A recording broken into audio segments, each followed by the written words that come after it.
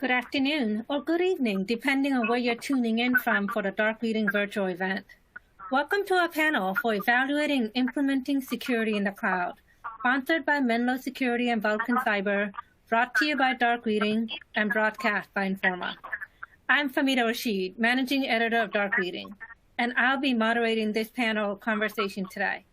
We have just a few announcements before we begin.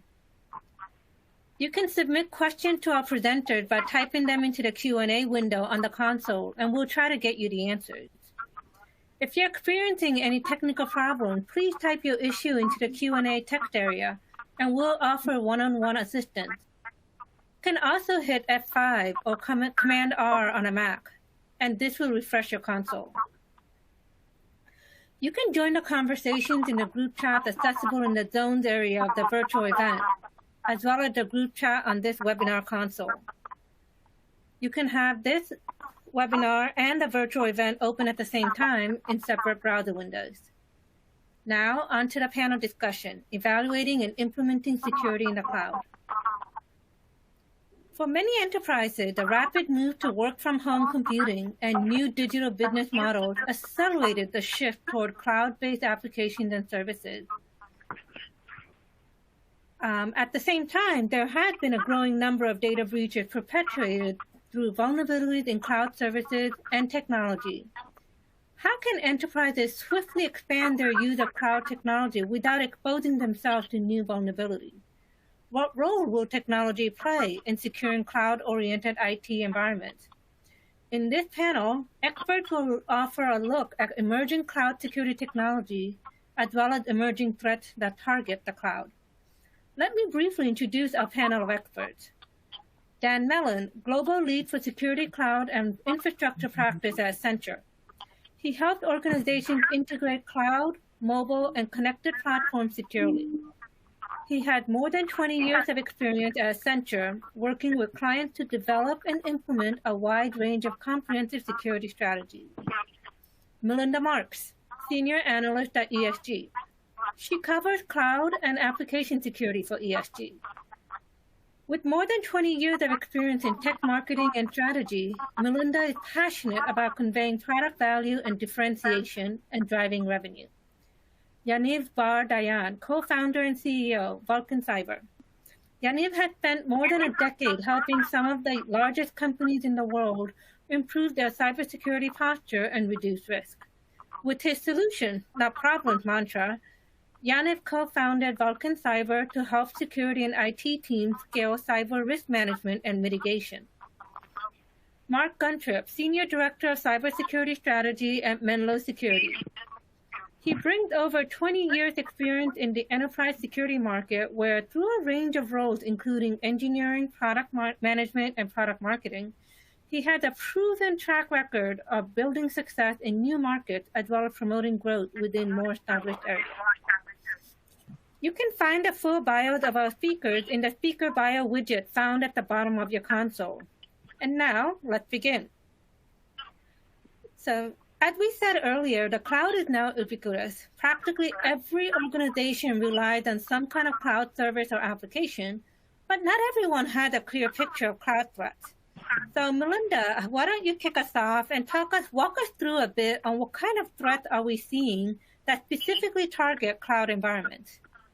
Sure, Famida, we do research and ask a lot of organizations what they're facing as they go through digital transformation. And we've done this cloud security maturity study 3 years in a row. And our most recent study that we did revealed what kinds of attacks they're facing. So things like 27% of the respondents said that malware has moved laterally to cloud workloads. They're getting targeted penetration attacks, exposed or lost data from an object store, a number of things like attacks attacks on insecure use of APIs, and only 12% said they haven't experienced an attack in the last 12 months. And then the other interesting thing that we saw was a lot of misconfigurations detected, a lot of access-related misconfigurations, so things like default or no password for access to management consoles, externally facing server workloads, virtual machines and or containers running as root, just things that should be preventable security issues. And again, only 7% didn't have misconfigurations. And then those misconfigurations had serious consequences. So 40% said they had unauthorized access to applications and data. 39% remediation steps impacted service level agreements. There was malware. There was the introduction of ransomware for 30% of the respondents, and 25% said they lost data. So a lot of attacks that they're facing, specifically on their cloud native workloads.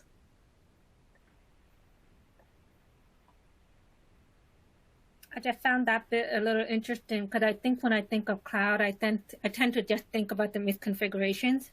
But the fact that you were talking about malware, you talk about ransomware coming in specifically toward the cloud, it's not something I think we talk about on a regular basis.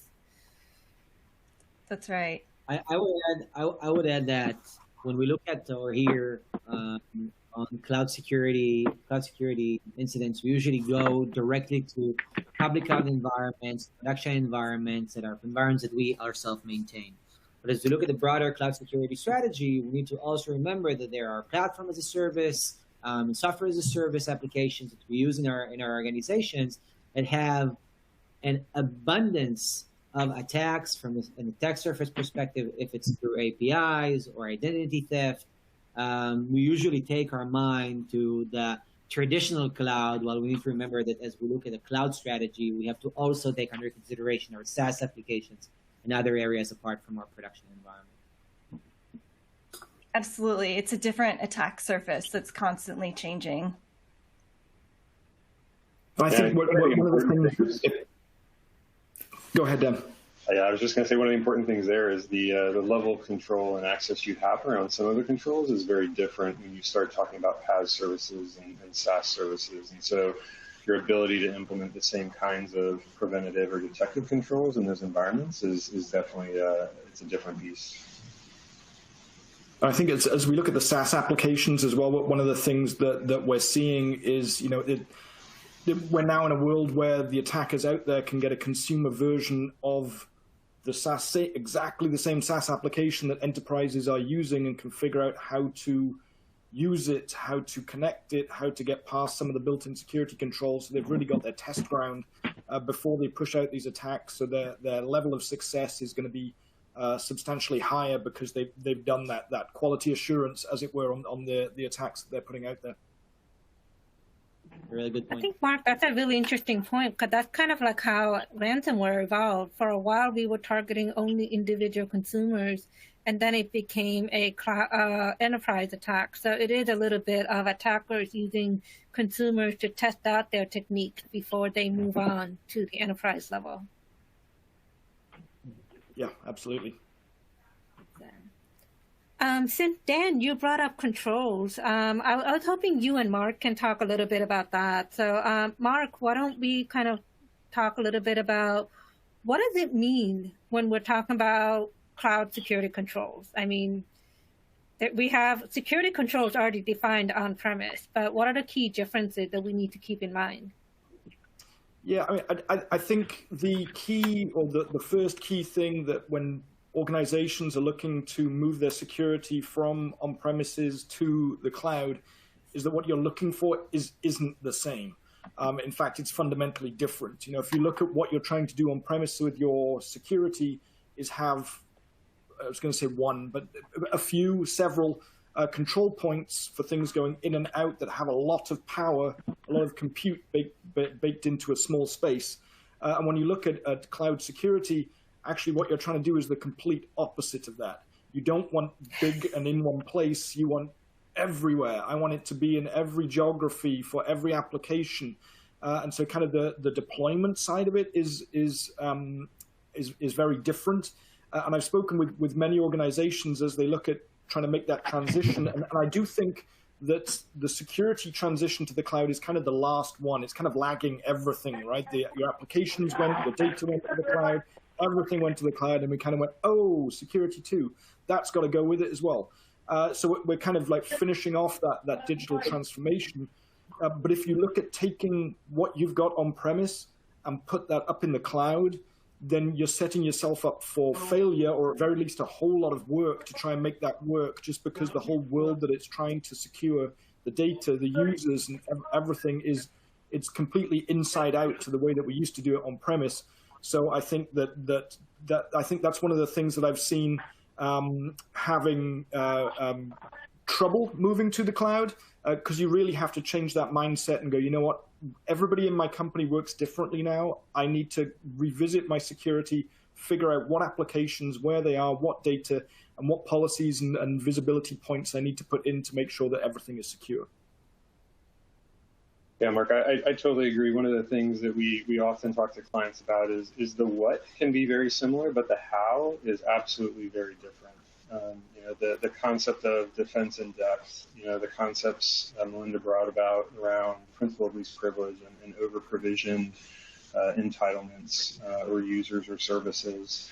All of those things still apply. How you defend against them can be very different. The control implementation can be very different.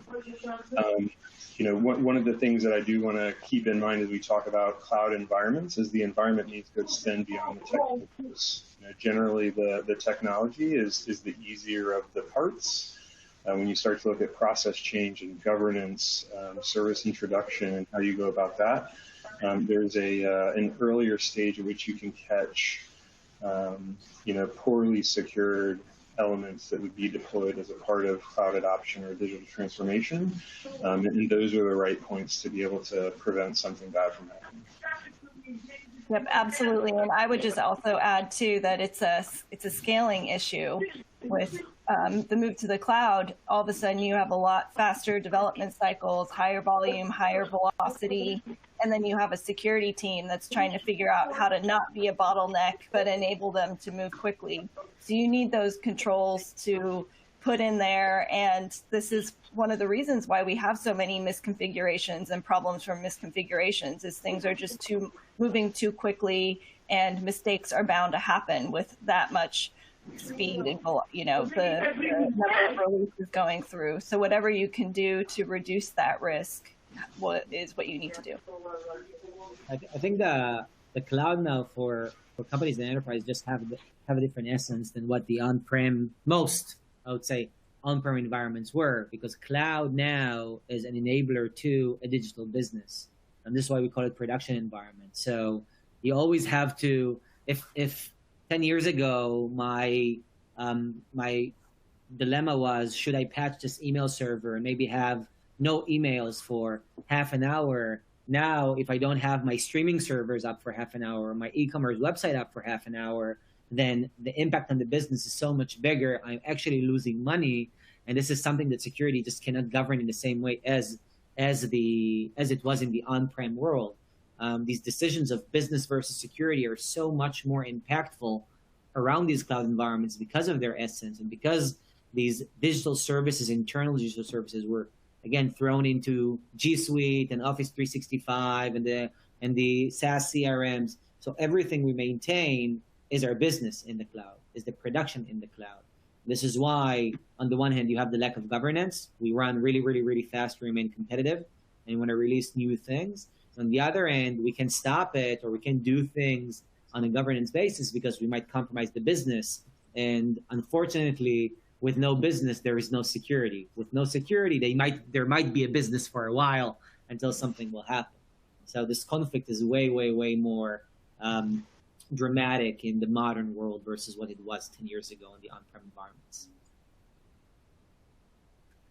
I want to just kind of elaborate on that. Like, we talked about governance, we talked about just like the ability to move.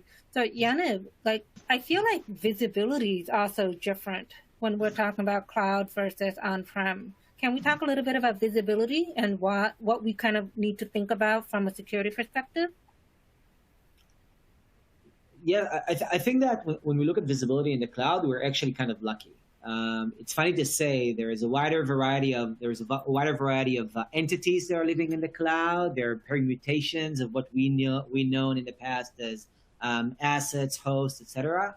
But on the other end, there are particular points that we can use to our benefit when it comes to the public cloud providers that can eventually allow us to be or get further visibility in an easier way. So let's go for the one of the most basic things, like vulnerability scanning.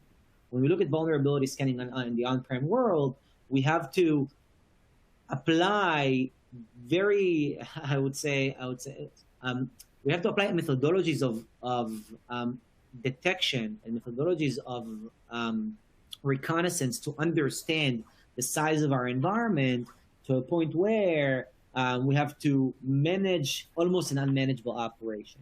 When we want to understand what's happening in our AWS environment, for example, and how many assets are running on them, we have one API, might not be the most convenient one, but it's one API we have to play with. We might have several accounts, but these are things that you can govern in a more schematic, continuous way to gain the visibility into these environments versus where we were when we were running unauthenticated scans on multiple data centers. So I actually find the cloud is beneficial to that point. I think that once you have visibility, actually applying controls, writing back to the previous question, applying controls on these new permutations, these new types of digital assets we need to govern. How do you protect the serverless function?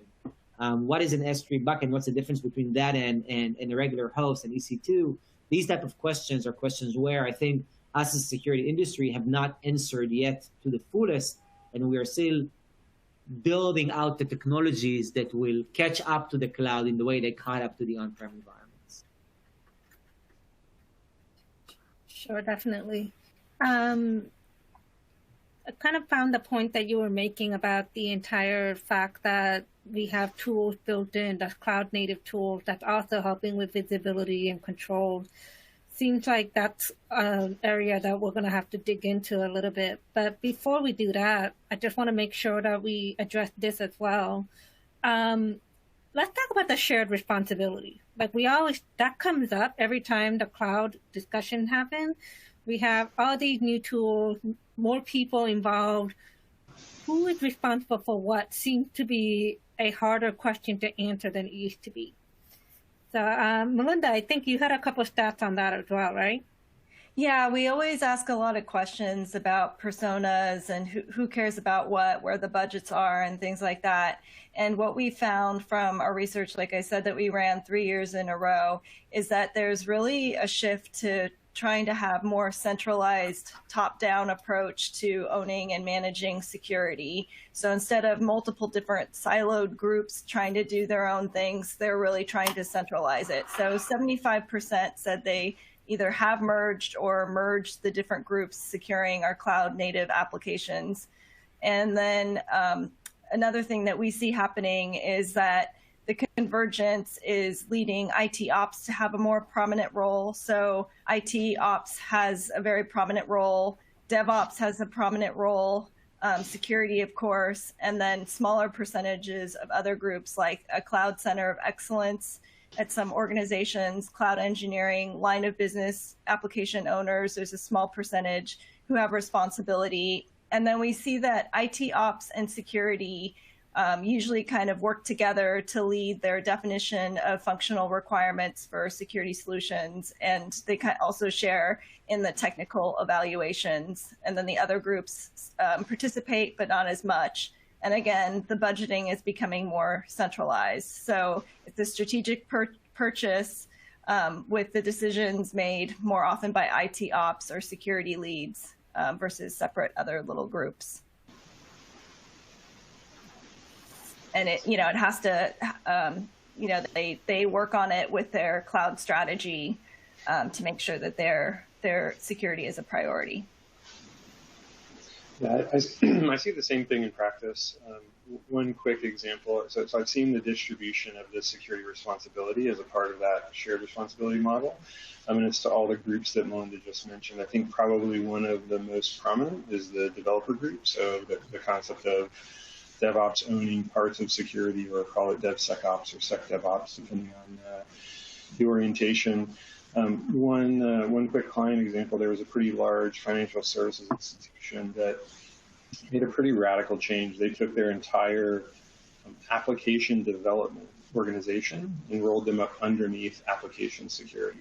And so it was a bit of a disruptive move, and not initially a very well welcomed move but the kind of behavior change that they saw in terms of prioritization, in terms of reduction of security vulnerabilities into build processes, the number of security services integrated into application deployment.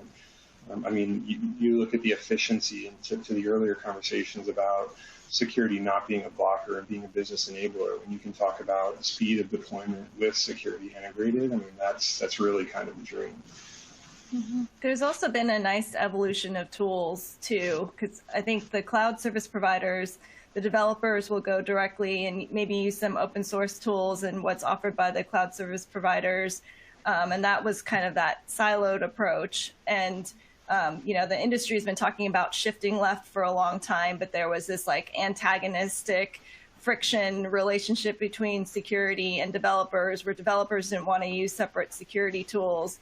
But as we see these technologies evolving, I think it's easier now for a centralized group to like roll out the right tools across different groups and work with them more. So that's nice to see that collaboration evolving and into a better place that's better for the organizations to reduce risk. Yaniv, I know when we were talking earlier, there was a little bit of a discussion about the entire idea of new workflows and automated tools. Do you have anything to add to what Dan and Melinda were just saying? So I think, first of all, to address what the story Dan told about the financial organization took the decision, I think eventually what is really happening behind the scene is a decision to shift a culture. It's a culture shift more than an organizational shift. We take and we say, as an organization, we do something radical, and we say security is important. Security needs to be addressed as a business and part of the business. And I think that the fact that today we have enough flexibility in both the purposely built tools for developers, DevOps, IT folks, as well as the complementary automation tools, detection tools on the security front that connects and integrates either through a proxy or directly with the tools that are in the hands of the developers, in the hands of the DevOps teams, et cetera, to allow us to democratize the data and to have a security vulnerability be treated just like a software bug. They're eventually just the same thing, and they live under the same criteria. They need to adhere to a particular SLA, and they need to be fixed in a way that eventually makes sense to the business. So the biggest advice we give our customers for that matter is, once you create these railways of data that can disseminate the data to the right person, into the right hands, the person who actually fixed the problem. And then you can have a policy that makes this data adhere to something that aligns to a business. For example, take vulnerabilities or take application security flaws and align them to an SLA, just like you do with your software bugs, and say, my business can stand a critical vulnerability being alive in my environment for 8 days. After 8 days, it's just like having a critical bug that doesn't allow a functionality in the product to serve our customers, and we treat that culturally as an organization in the same manner. This, alongside with the ability to create these workflows, to automate the dissemination of data, to automate detection, to make sure we put these guardrails wherever we can, although it's extremely hard, this will allow eventually organizations to align security to the business in the best way, and to enjoy what the cloud and, say, the modern application development capabilities that we have as organizations actually help us solve the problem. Definitely. So since we've been just talking a little bit about like how we're going to be aligning, I think one of the things I want to really make sure we get a chance to talk about is, we're talking about the cloud, we're talking about all these things that enabled, things we can do. But we still care about like sort of like the core security thing. We care about DLP, we care about access control. This morning's keynote spent a lot of time talking about access control and what that should look like in the modern security program. So Mark, if you can walk us through a little bit on what are these things, looking at the security posture, access control, what does it look like as we further expand our use of the cloud services?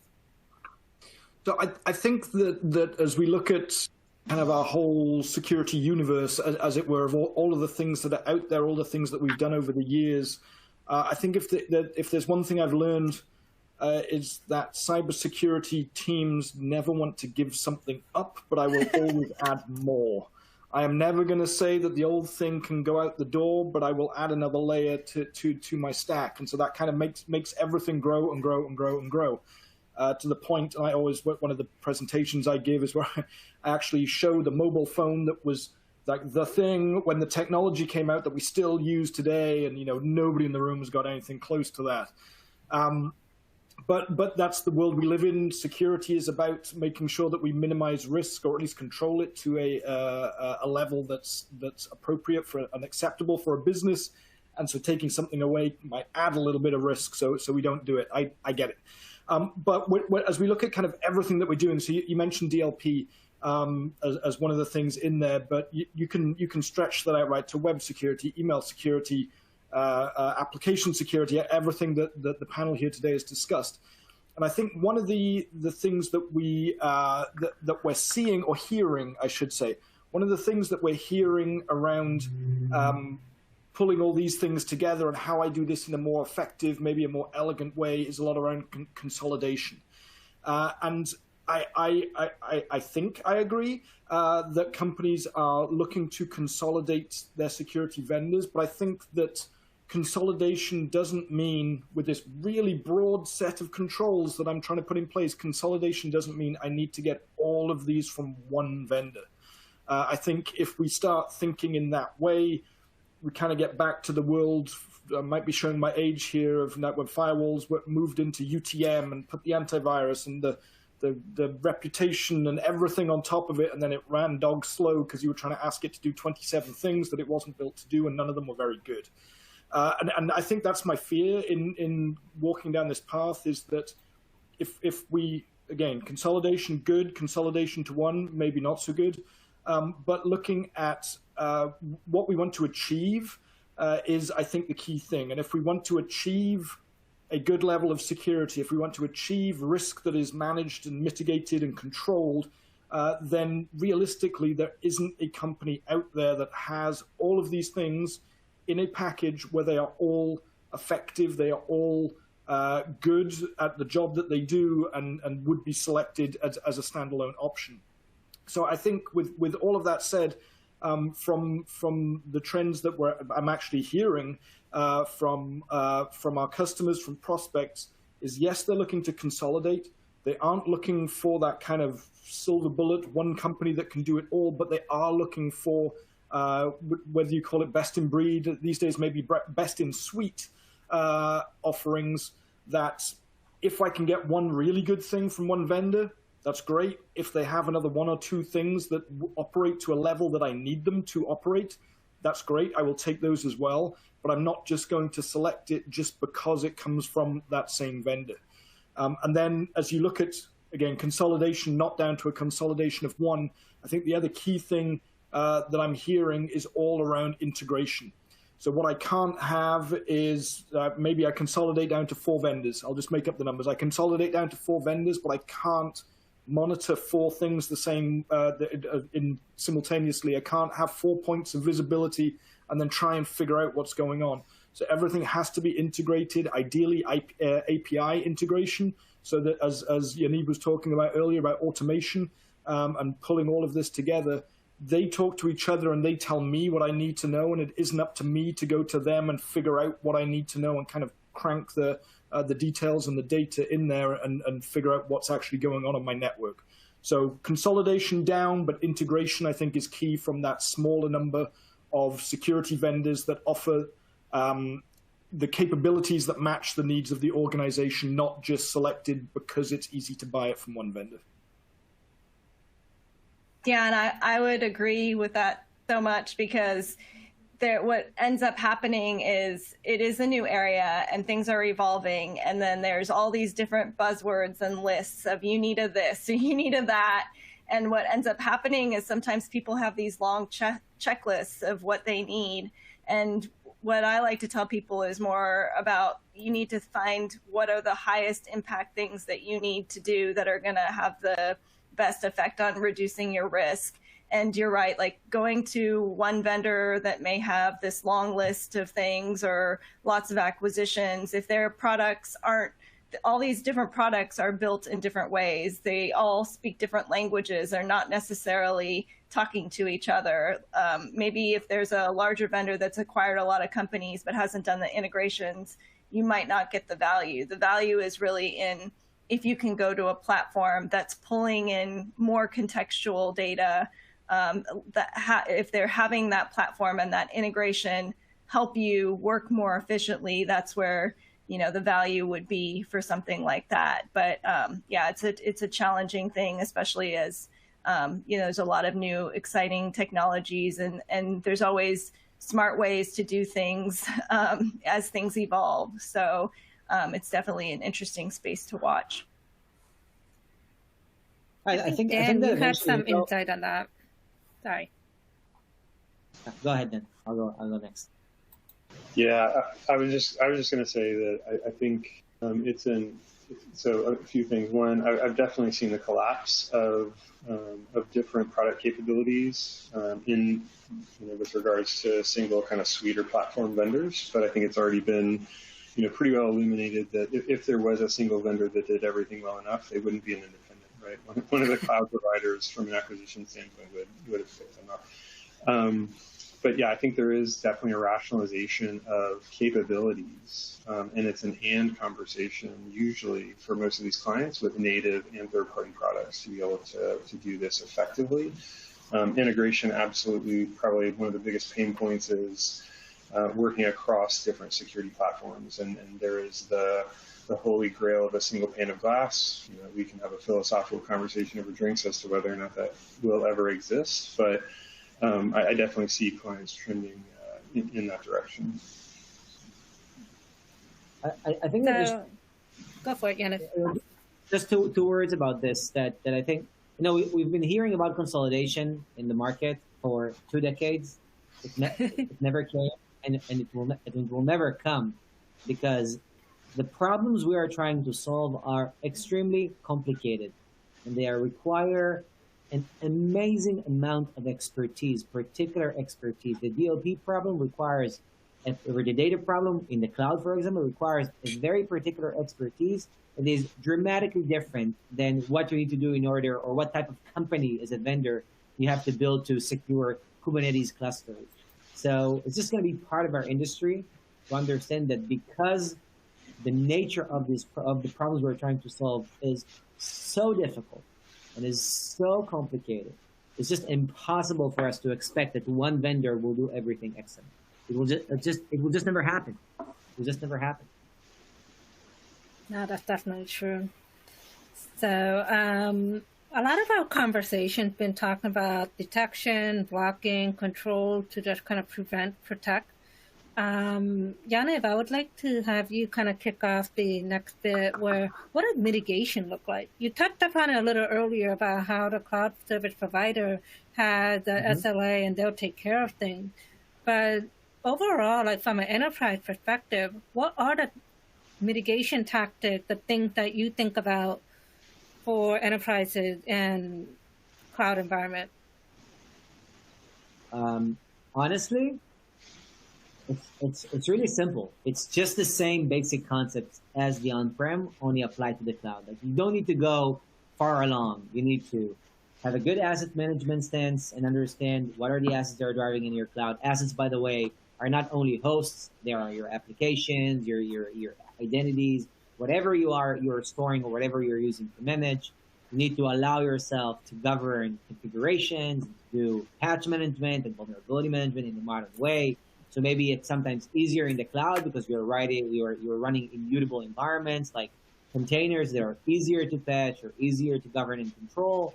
But eventually, if we take 5 steps back and we say, what worked for us for 20 years? What were the most impactful things we have done on our on-prem environments to keep ourselves safe? We will see that these are exactly the same things we need to do in our cloud. We need to have secure access. We need to do multi-factor authentication on our critical services. We need to narrow down access or immense permissions. We need to use less privileges. We need to patch our platforms and patch our systems. And we need to communicate better with our peers as security people. 20 years ago, it was the network security team to communicate better with the IT team or the desktop management team. Today, it's the application security or cloud security teams that have to communicate better with the DevOps team or the cloud engineering team. But, again, routing back to us as an industry, sometimes we also overcomplicate things and we overthink things and we analyze the problems while we need to just stop, take a deep breath and say, hey, if I have an unpatched system, if I have a misconfigured asset in my cloud, this is probably what I need to do first before applying different magical beings in my cloud that are routing and collecting data and doing machine learning and detecting stuff. Let's make sure we are patching our systems and we are using two-factor authentication to our critical services. We're not allowing APIs to run rogue. These type of things are the things that I think will be most impactful in any cloud environment for any organization, no matter what you're doing. Yeah, I think there's fundamentals that align to everything that we've seen be successful on-prem. I think there are capabilities, and as you mentioned, immutable infrastructure, right? If we can templatize a baseline that we feel meets our risk tolerances and deploy that as a cookie cutter, vending machine style template for environments. That's a step. It's a step forward from the on-prem world. And then additionally, if you can leverage either blocking functions for provisioning events for services that don't meet your security standard for that service, phenomenal way to increase the signal-to-noise ratio for your security operations teams. And similarly, leveraging things like auto-remediation functions to be able to revert to good known baselines, just another best practice or leading practice for folks trying to maintain a good security posture. Mark, do you have anything to add? I think I think it's been covered reasonably well. I think one of the things, so I know this question was around mitigating threats. I think we also need to, or at least not take our eye off the other end of that chain of, the threat came through, it's there, how do I mitigate it? How do I detect it, remediate it, mitigate it? But I think it's also very important to still keep focusing on the preventative side of things as well, of what can I actually do to stop it getting in the first place. And the two of those things need to work in concert, as it were. We think about proactive, that type of thing, but that still needs a threat to be there, to be detected, to look at, to figure out what's going on, prevent it, fix it, remove it, whatever we need to do. And I think as an industry, you could pick a letter and put DR behind it, right? For whether it's EDR, XDR, NDR, whatever you want. I think we've kind of pivoted a lot that way. To the point where we've kind of not kept our eye on the ball for the preventative side of things. And I think we need to kind of rebalance that back out. So is mitigation important? Absolutely. We cannot live without it. We need to be able to detect things. But we also, if we can stop as much as we can, it makes everybody's life easier the further you go down that chain. Yeah, that's one reason, bringing up those points early about the misconfigurations. I think organizations are realizing that these should be things that we could prevent with better hygiene and controls in place. And also just having faster feedback loops for software developers so that, and again, this helps with that relationship with security instead of feeling like it looks good to me when they deploy. There's no way for them to make sure that it's secure. If security is giving them the right tools to have the confidence that they're releasing something that's secure, they're going to be happier with that than feeling like if they get a knock on the door from the security team, it means something's wrong with something that they've deployed and there's going to be some massive rework project coming because something was discovered in the cloud when it's running and exposed to customers and prone to attack. So that early preventative, faster feedback loops all around the software development lifecycle are super helpful. Definitely. So I'm going to try to squeeze this question in here, but we've been talking about the fact that the cloud is ubiquitous. Everyone's got it. Everyone's using it differently.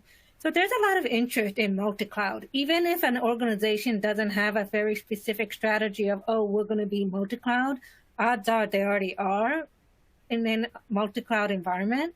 So Dan, if you can kick us off on what are sort of like the key things to think about when we're talking about the security when in a multi-cloud environment? Sure thing. So I think if you take the discussion points from all of the questions today and then multiply that times the number of cloud services that you're using, you start to get a sense for the gravity of the situation and really just the scale of the challenge. So yeah, I mean, there's tons of dynamics around multi-cloud. There's a lot of conversation we've had about open source and about native, native providers, security services or security controls. A lot of times we start to get into conversations about what do you duplicate within a CSP using native controls, and then what do you abstract into third-party products. So you've got a single policy definition point and policy enforcement point. And again, I mentioned usually it's a conversation of and, not or. But those are aligned to kind of the security strategy, security risk, and a big factor that determines what you do where is going to be what kinds of data, like what's the criticality of the workload that you're processing or leveraging that cloud for. And that should drive the control composition, everything from the proactive stuff around threat hunting in that environment to the detective controls that Mark was just talking about. But all of that wrapped up together really gets into Yaniv's point around it's a really complex problem. It's exacerbated when you have multiple clouds, multiple cloud types. We're not just talking about infrastructure as a service. Folks have PaaS stuff running and SaaS stuff running. You put all of those things together, and it's a really significant challenge to be able to govern most of the services, the cloud services that our clients are using today.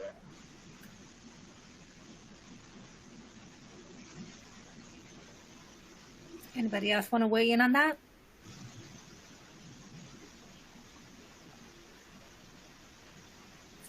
Yeah, I think just the fact that we're looking at a more complicated situation, it's like, okay, make sure we get the one cloud done before we can do more than two.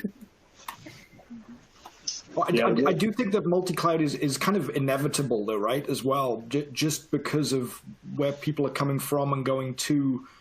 Especially as you get to bigger organizations, there is absolutely no way that every business unit, every line of business, every developer, everyone is going to go, you know what, we all agree on which cloud it is. So it's inevitable. And I think it's something that, as Dan said, it complicates everything X, right? Times however many clouds you've got. But anything you can do to reuse pieces from I built it once, can I use it twice, 3 times, 4 times? Then that's going to be goodness for organizations rather than the default being I must treat every cloud and every instance differently. To kind of try and make your processes as repeatable as possible, if possible, and then work on the exceptions above and beyond that. That's definitely. I think a lot of cloud service providers are also beginning to kind of put in tools specifically for multi-cloud. I think even the providers are realizing that they're not the only team in the game. So, but we are out of time. We can probably keep going, but it's almost the end of the time we have. So thank you so much for this valuable discussion. And we really appreciate your insight. So I'd like to invite our audience to join us in the group chat inside our Dark Reading virtual event zones area. We can keep the conversation going there, so please join us there and ask any questions we might not have addressed. Please check out the topic-specific zone areas where there are plenty of resources that align with what we've discussed today during the virtual event, and knowledgeable experts are standing by to chat. To wrap up, thank you for attending today's session, Evaluating and Implementing Security in the Cloud, sponsored by Vulcan Cyber and Menlo Security, presented by Dark Reading, and brought to you by Informa. Within the next 24 hours, you'll receive a personalized follow-up email with details and a link to today's virtual event presentations, all on demand. This session is copyright 2022 by Informa. The presentation materials are owned by or copyrighted by Dark Reading, and that the individual speakers are solely responsible for their content and their opinions. You can find all of today's sessions in the virtual event auditorium. On the behalf of our speakers, I'm Famida Rashid. Thank you for your time, and we'll see you later.